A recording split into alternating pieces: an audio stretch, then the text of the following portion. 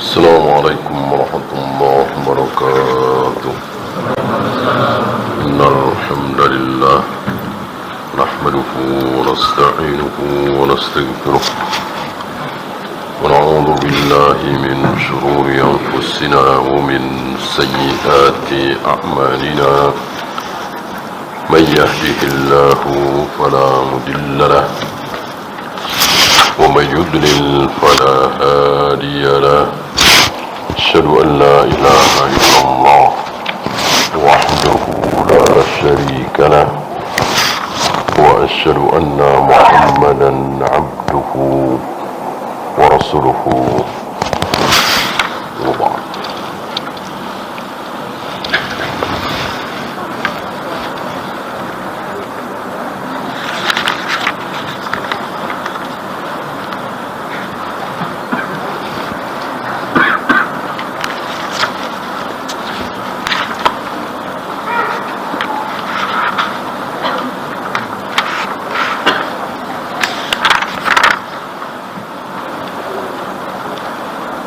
Kita sampai 1000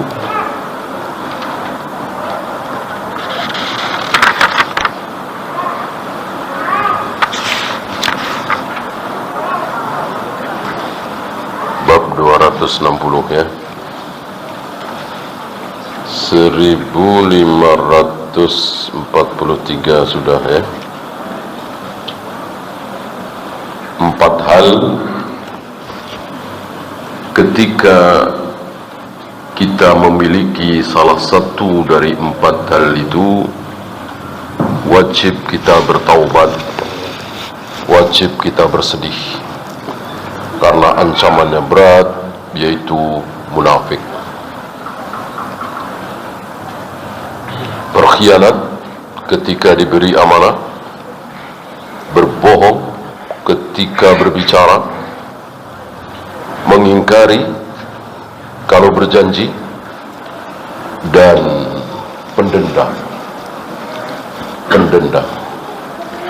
Salah satu sifat seorang muslim adalah tidak dendam, bahwa marah, jengkel, mungkin sampai memukul, namanya manusia, tapi sudah selesai, sudah tidak ada dendam.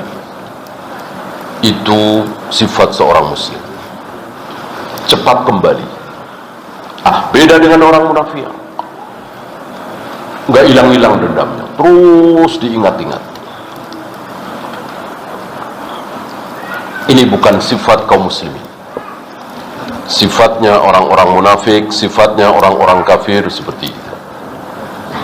Bahkan sebagian bangsa, suku, itu diwariskan, dendamnya itu diwariskan. Kalau anaknya nggak tahu apa-apa, dikasih tahu, itu dikasih tahu, kakekmu nih yang bunuh si fulan. Si fulan sekarang udah mati, anaknya fulan bunuh, kira-kira begitu. Dendamnya diwariskan. Ini bukan sifat kaum muslimin. Kaum muslimin mudah memaafkan, lupa, gampang lupa ya, untuk kesalahan orang lain terhadap diri kita. Sebaliknya, ketika kita punya salah, ketika kita punya khilaf, ketika kita menzalimi orang, jangan dilupakan agar tidak mengulang lagi. Sebaliknya, kalau ada orang menzalimi kita, salah terhadap kita, sudah lupakan ya. Dan Allah akan memaafkan hamba-hamba yang pemaaf. Kita berharap dari sini ya. Kita lanjut 1544.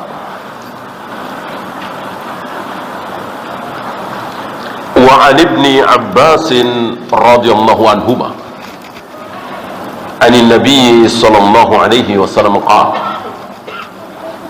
من تحلم بحلم Barang siapa yang menceritakan bahwa dia bermimpi apapun, mimpi ketemu Imam Syafi'i, mimpi ketemu Imam Bukhari, mimpi ketemu Rasulullah, mimpi ketemu si A, si B, padahal tidak. Bohong dia. Tentu mudah sekali, kan nggak ada saksi, nggak ada bukti, namanya juga mimpi. Dan banyak seperti itu, terutama mimpi melihat Nabi, bertemu Nabi SAW, ini luar biasa. Karena tentu teman-temannya, jamaahnya, murid-muridnya yang siqah sama dia akan lebih hormat, akan lebih memuliakan. Maka diceritakan padahal bohong. Beda dengan Ahlus Sunnah. Banyak Ahlus Sunnah bermimpi bertemu dengan Nabi sallallahu alaihi wasallam. Mungkin di antara antum ada yang pernah bermimpi ketemu Nabi sallallahu alaihi wasallam, tapi tidak diberitahukan, tidak dipamer-pamerkan. Dinikmati saja, disyukuri. Walillahil hamd. Nah, mereka ini justru berbohong. Tidak bermimpi ketemu Nabi, tidak bermimpi ketemu Imam Syafi'i, tidak bermimpi ketemu ibunya yang sudah meninggal, tapi dia bilang kemana-mana bermimpi. Jangan dikira cuman sekedar mimpi lalu Allah biarkan, ya. Apa balasannya, ancamannya? Kullifa ayyakida baina sya'iratain. Dia akan disuruh menyambung syairah. Syair, sya'run, ini syair tasgir, rambut yang kecil, yang tipis. Ukuran rambut berbeda-beda, walaupun perbedaannya itu tidak mencolok, ya. Tapi ini yang paling tipis, yang paling kecil, kemudian disambungkan. Gimana caranya? Gimana caranya? Pakai apa? Wala yaf'al, dan dia tidak mungkin bisa.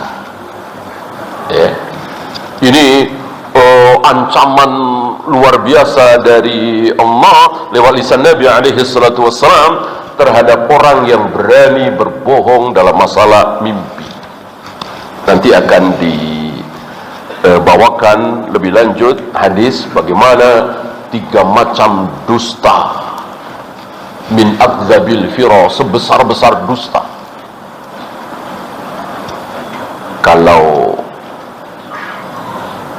Kalau berzina bertingkat-tingkat, ya.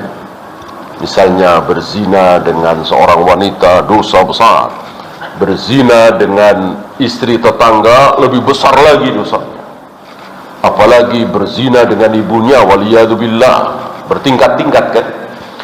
Begitu pula dusta. Sebesar-besar dusta ada 3, ini salah satu. Setelah ini beliau bawakan hadisnya.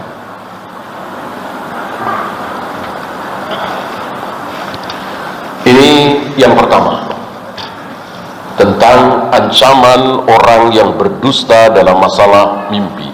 Karena mimpi dari Allah. Yang membuat kita mimpi ini adalah Allah. Seolah kita membohongi, mengatasnamakan Allah. Apalagi kalau itu busra min Allah, berarti seolah mendapatkan busra, mendapatkan kabar gembira dari Allah. Kan ada 3 macam mimpi. Ada ta'wifus syaitan, ada hadithun nafsi, ada busra min Allah. Untuk yang kedua pertama jangan dihiraukan, karena tidak ada artinya. Ta'wifus syaitan, rasa takut yang datang dari syaitan, jangan dihiraukan. Nggak ada apa-apanya, nggak ada apa-apanya. Justru untuk mengecilkan ancaman setan itu, kita disuruh oleh Nabi setelah mimpi buruk kemudian terbangun, kita disuruh oleh Nabi meludah tipis 3 kali ke arah kiri. Kita tampakkan bahwa kita tidak takut. Ini bukan mudarat, gitu. Kalau kita ada rasa ketakutan, cerita-cerita kesana kemari, setan makin senang, jin makin senang. Maka jangan pernah cerita ketika kita mimpi buruk, karena gak ada apa-apanya. Termasuk hadisun nafsi. Hadisun nafsi sesuai dengan istilahnya hadis an-nafs, diri kita sendiri. Karena kita memikirkan sesuatu, karena kita menghayalkan sesuatu, karena kita mencita-citakan sesuatu, belum juga kesampaian, maka terbawa mimpi. Ini hadisun nafsi. Ini pun sama, tidak ada apa-apanya. Yang ada apa-apanya hanya busyra minallah. Dan sekali lagi sifatnya adalah busyra, kabar gembira, bukan ilham, apalagi wahyu, wangsit, apalah ya, nggak ada.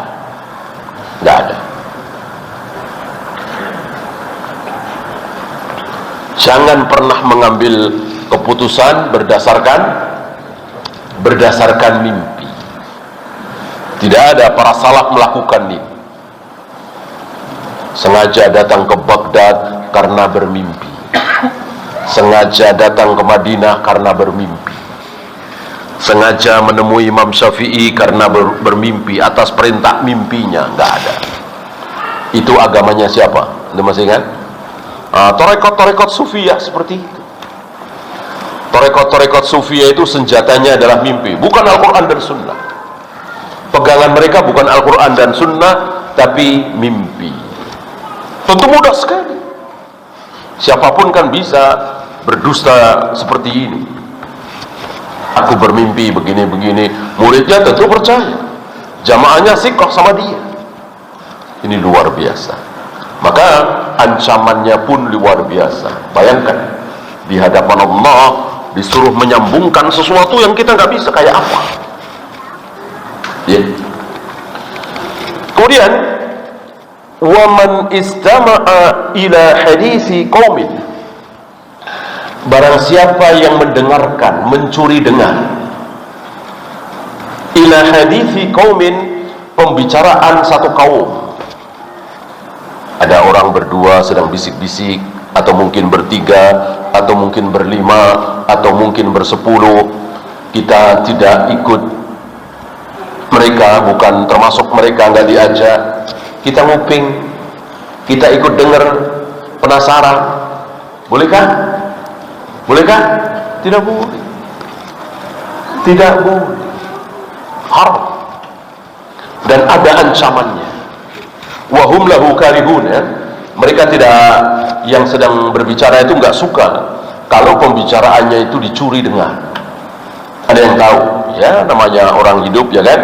Antum mungkin pengurus sebuah yayasan, atau keluarga, atau mungkin tetangga dekat sedang membicarakan sesuatu, nggak pengen orang lain tahu. Ini masalah penting, ini masalah lumayan berbahaya. Kalau ada yang dengar, tiba-tiba ada yang nguping, ada yang dengar, padahal mereka tidak suka kalau ada yang dengar. Apa ancamannya? Subba fi udunaihi, kedua telinganya akan dikucurin al-anuk, timah panas, akan dikucuri timah panas kedua telinganya yaumal qiyamah, pada hari kiamat. Al jaza'u min jinsil amal, balasan itu sesuai dengan jenis amal. Yang dikucurin bukan mulutnya, bukan hidungnya, bukan perutnya, tapi telinganya, karena yang salah adalah telinganya. Yang dia pakai untuk berbuat dosa adalah telinganya. Jadi, maka haram kita mencuri dengar. Ya. Ini boleh dikiaskan apa tidak? Ini boleh dikiaskan apa tidak? Tentu boleh. Ini kan bukan ibadah mahdoh. Ya. Apa bentuk kiasnya? Misalnya antum membaca grup, padahal antum bukan termasuk itu. Misalnya antum pinjam handphone teman antum, ada grup di situ. Ya bolehkah? Tentu tidak boleh. Tentu mereka hanya, kan sudah pada tahu, saling tahu, apa 15 orang, apa 20 orang, ya. Bolehkah kita ikut baca? Tidak boleh, tidak boleh, ya. Bahkan dulu sebelum tulisan-tulisan itu diterbitkan, para ulama sudah paham nggak boleh saling membaca, kecuali sudah diberikan. Kalau sekarang sudah diterbitkan, ya iya, diterbitkan tentu untuk dibaca. Sebelum diterbitkan nggak boleh, tidak boleh dibaca. Ini luar biasa, ulama kita sangat berhati-hati dalam masalah dosa. Ini amanah.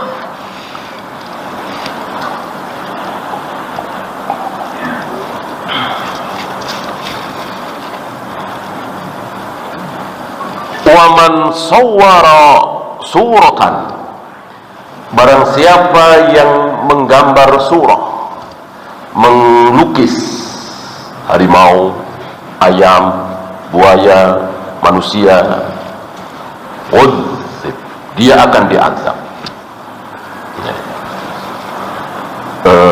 Ketika ada seorang pelukis, biasa dia melukis, hobi melukis, mendengar hadis ini dari Ibnu Abbas, sepertinya bukan hadis yang ini, tapi yang dimaksud adalah larangan melukis.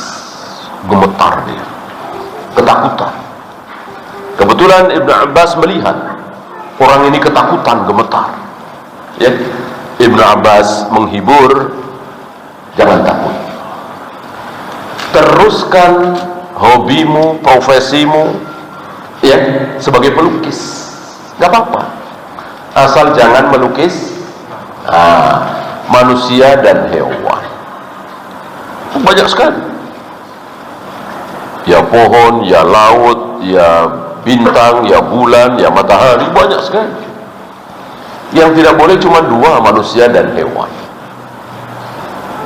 Kenapa justru itu yang dilukis, sementara yang boleh banyak sekali? Atau kalau sekarang mobil, motor, pesawat, kereta api, bolehkah ditulis, bolehkah dibikin patungnya? Boleh.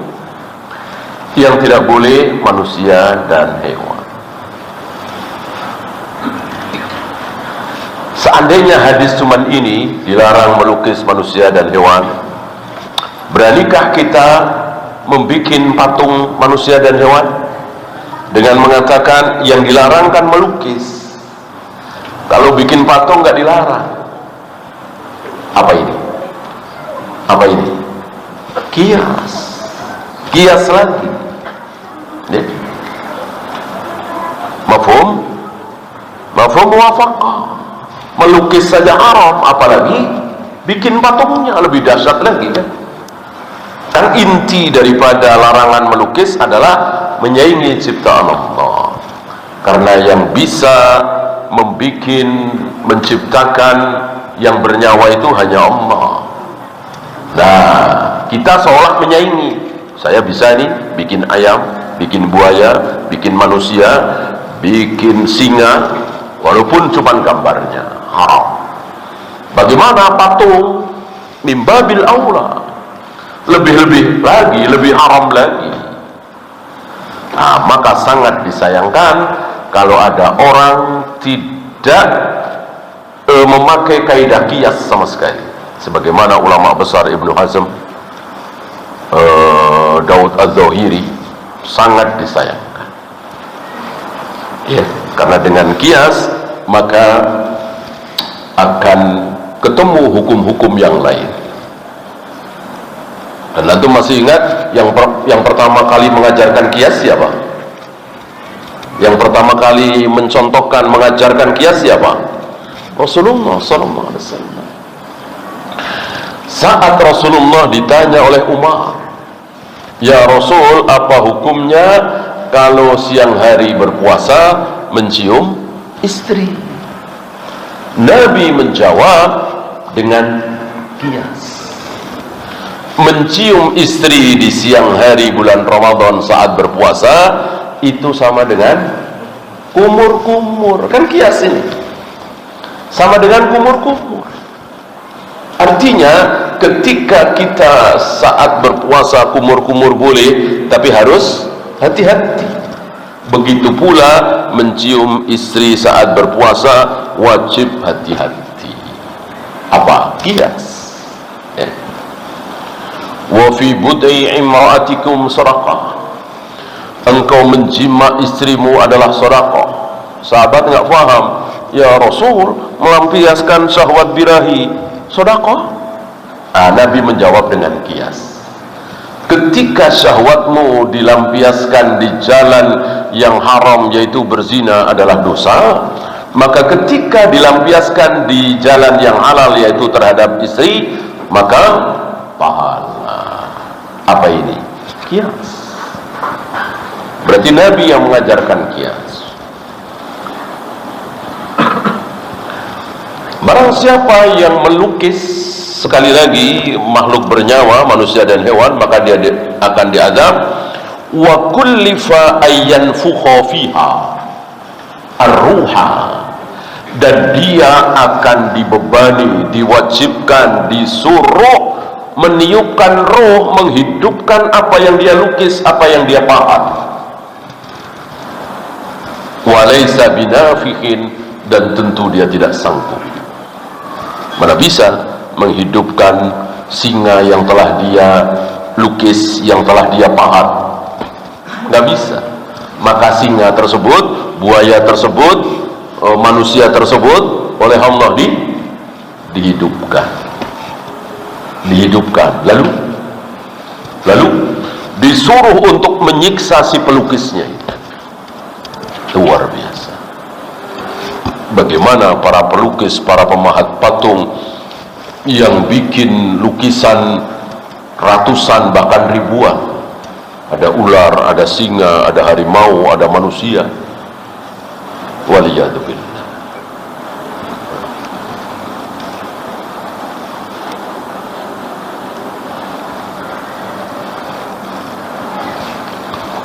Bahkan dikatakan asyaddun nasi azaban, manusia yang paling dahsyat azabnya siapa? Al-musawwiru, para pelukis. Sepertinya hadis ini yang membuat seorang tabi'in gemetar mendengar Ibnu Abbas menyampaikan hadis ini. Ya, rawahul Bukhari, hadis ini sahih riwayat Imam Bukhari.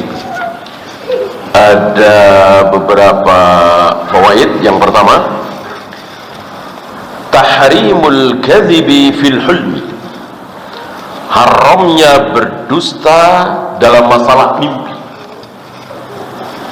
Jauh lebih besar dustanya daripada tidak mimpi. Kalau tidak mimpi kan bisa ketahuan,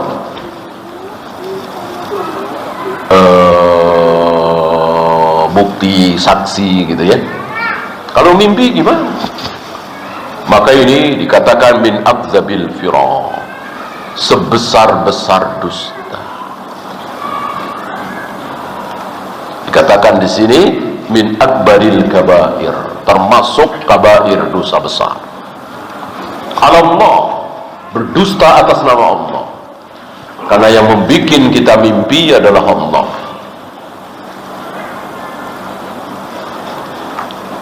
Ammal kadhibu fil yaqdati fahuwa kadhibun 'alal makhluqin. Sedangkan di luar mimpi, di saat terjaga seperti kita seperti ini, berdusta, itu berdusta terhadap makhluk ya, lebih besar dustanya karena berdusta atas nama Allah. At-taklifu ahyanan yakunu ala sabili ta'dzib. Taklif itu kadang-kadang jadi siksaan. Nah, mungkin antum pernah merasakan ya, di depan guru matematika misalnya, antum belum siap, antum suruh mengerjakan PR atau tugas, antum nggak paham, suruh mengerjakan di depan. Wah, tentu ini siksaan. Disaksikan oleh teman-teman antum nggak bisa apa-apa. Ini yang sepele saja, yang kecil. Ini di hadapan Allah di hadapan seluruh makhluk, disuruh melakukan sesuatu yang kita tidak mungkin sanggup. Menghidupkan patung, lukisan, menyambung rambut, ya, sesuatu yang tidak mungkin kita lakukan, tapi Allah menyuruh, ya. Bukan guru lagi, bukan kepala sekolah lagi, bukan raja lagi, Allah Rabbul Alamin. Maka jelas ini siksaan. Wajib kita takut dengan ancaman ini.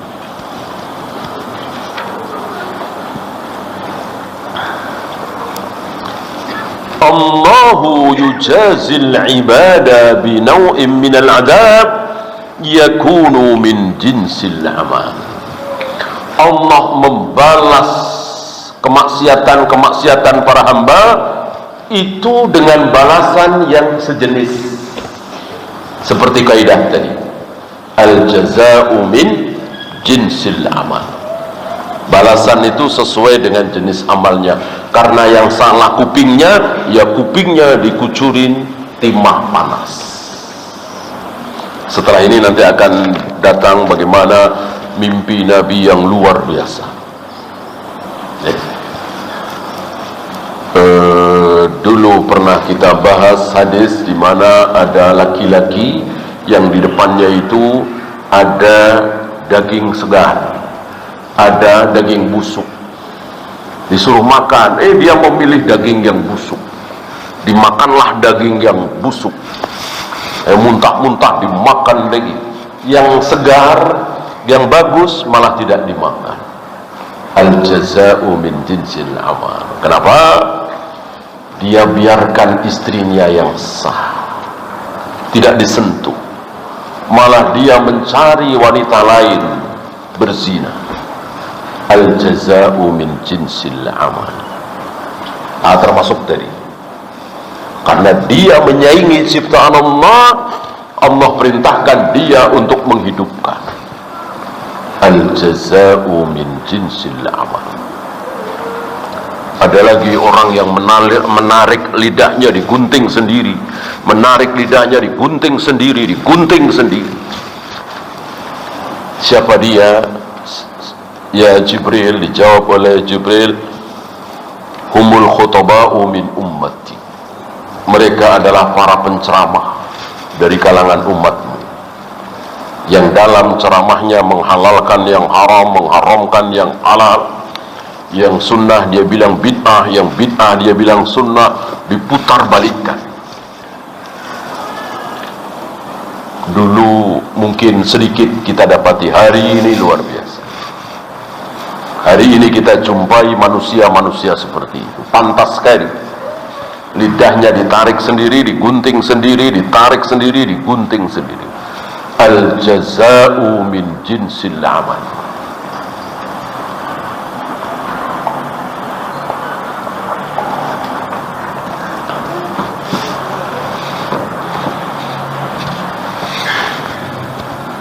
Bayanu annal hulma minas syaitan. Menerangkan bahwa hulm itu dari syaitan. Jadi mimpi itu ada dua istilah. Kalau kita satu ya, mimpi titik. Dalam bahasa Arab ada al-hulmu, ada ar-ru'ya. Ru'ya ini saya bacakan ya, li'anna ar-rasula sammahu hulman wa lam yusammihi ru'yan. Nabi menamakan mimpi yang buruk tadi, yang dusta tadi, sebagai hulman, bukan ru'ya. Wal hulmu yakunu kadiban huna fahuwa minas syaitan. Yang dari syaitan itu, yang dusta itu, yang hulm. Inilah kayanya bahasa Arab, miskinnya bahasa Indonesia. Maka para masyayikh menasihati, jangan semua yang ada di Al-Quran dan Sunnah itu diterjemahkan dalam bahasa Indonesia misalnya. Jangan. Seperti Rob, Ilah, akan lebih baik jangan diterjemahkan.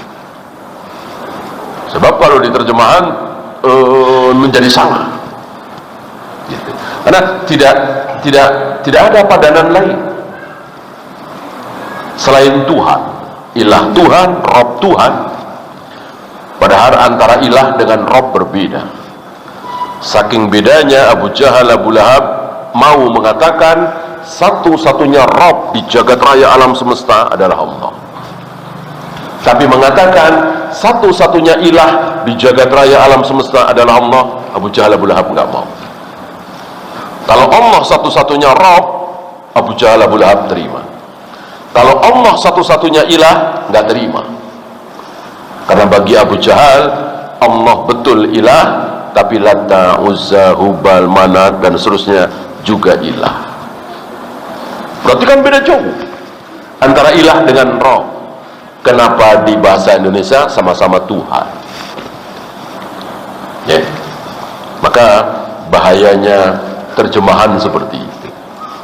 Akan lebih baik jangan diterjemahkan. Apa adanya. Ya. Seperti wahan. Terangkan saja sebagaimana yang Nabi terangkan. Hubbud dunya wa karahiyatul maut. Wahan. Kita tidak mendapati padanan yang tepat dalam bahasa Indonesia untuk kalimat wahan. Maka terangkan seperti Nabi menerangkan. Hubbud dunya wa karahiyatul maut. Itu wahan. Cinta dunia, takut mati. Benci sekali terhadap mati, cinta sekali terhadap dunia. Inilah penyakit yang akan melanda kaum muslimin di akhir zaman. Barangkali hari ini sudah sampai. Sabda Nabi 1400 tahun yang lalu. Tahrimu munaza'atil khaliqi fi khalqihi. Haramnya mengambil hak khalik. Ada hak-hak Allah yang tidak boleh kita ambil. Sekali kita ngambil, terancam kita, walaupun sekedar nama. Siapa nama anak bapak? Ar-Rahman, Ar-Rahim. Sekedar nama, haram. Hanya Allah satu-satunya yang berhak menyandang nama Ar-Rahman, Ar-Rahim, Al-Malik, Al-Qudus, dan seterusnya. Selain Allah tidak boleh, tidak berhak, haram. Ya. Termasuk menghidupkan, termasuk menciptakan. Maka tidak boleh kita menyaingi Allah. Mimpi tadi, menciptakan ini, menciptakan itu, menggambar makhluk hidup, makhluk bernyawa.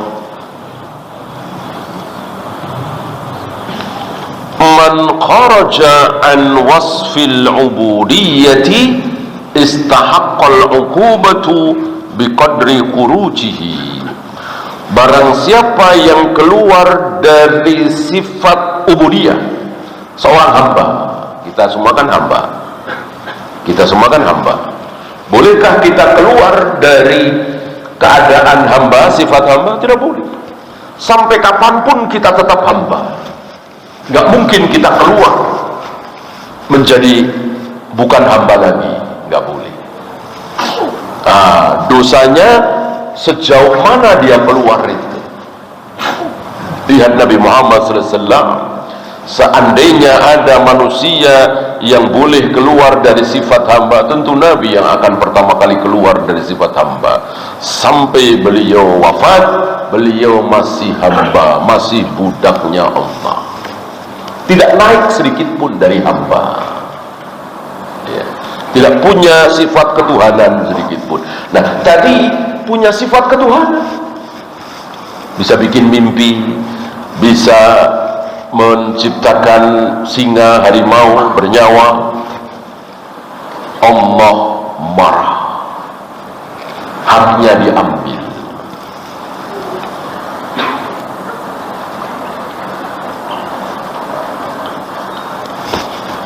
Termasuk menyiksa, membunuh dengan api.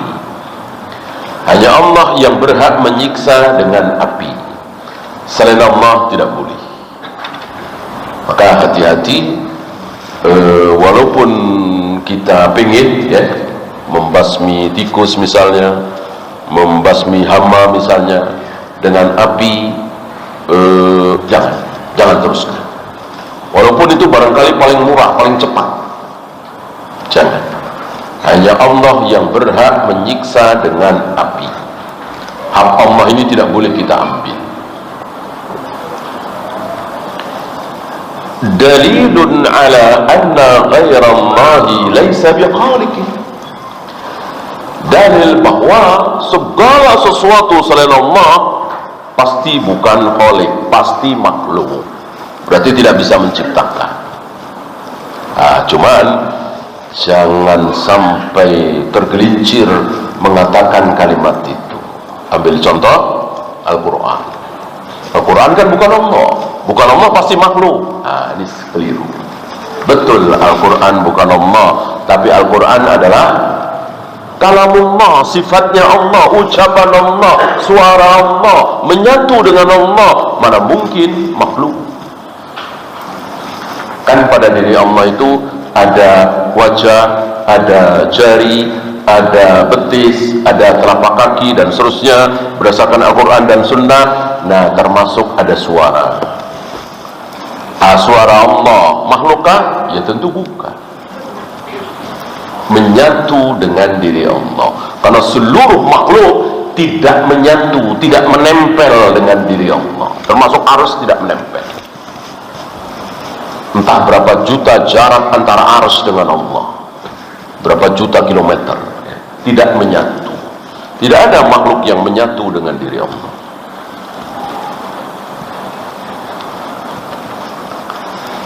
Yang terakhir, tahrimut tajassusi wa tahassusi wa su'iz dhanni bil aqli.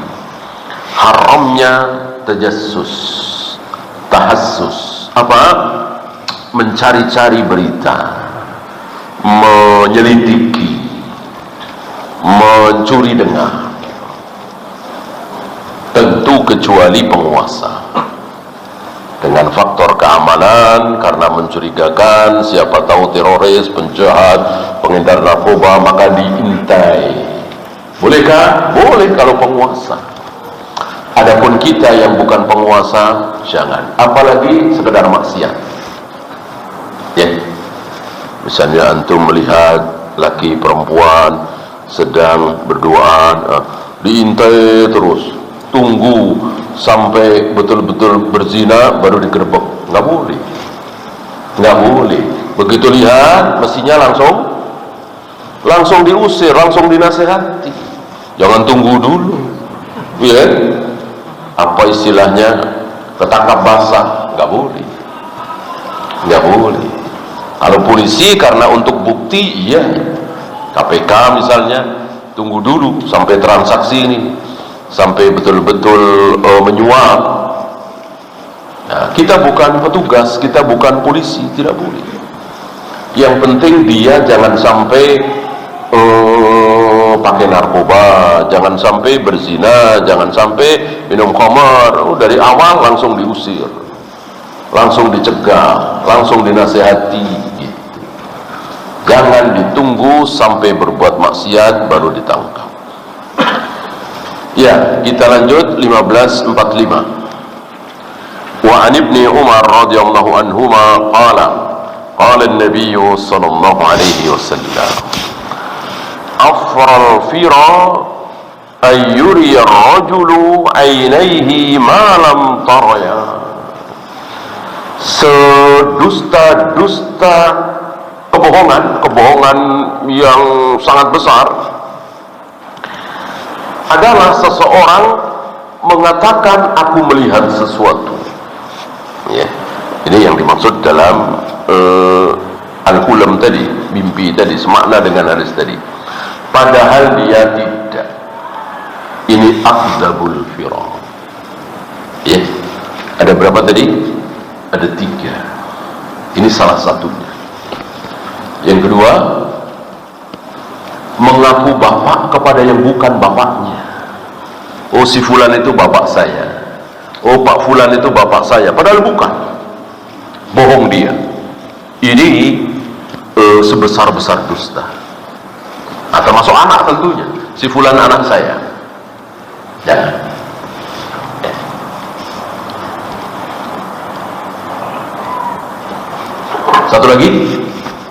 Satu lagi yang luar biasa, berdusta atas nama Rasulullah sallallahu alaihi wasallam. Ini ada dua. Satu, dia tahu Rasul tidak bersabda seperti itu, dia sampaikan ini sabda Nabi. Ini luar biasa, falyatabawwa maq'adahu minan nar. Berarti dia telah mempersiapkan tempat duduknya di neraka. Yang kedua, dia nggak tahu ini sabda Nabi atau bukan, nggak tahu, nggak yakin. Ya nggak ada ilmu tentu nggak tahu, nggak yakin kan. Tapi dia main sampaikan. Ini pun termasuk dusta. Maka dua-duanya wajib kita hindari. Kalau tidak yakin betul bahwa itu sabda Nabi, diam. Jangan coba-coba menyampaikan. Wallahu. Ya, silakan azan dulu. Sallallahu ala Muhammadin sallallahu alaihi wasallam wa akhiru da'wana alhamdulillahi rabbil alamin.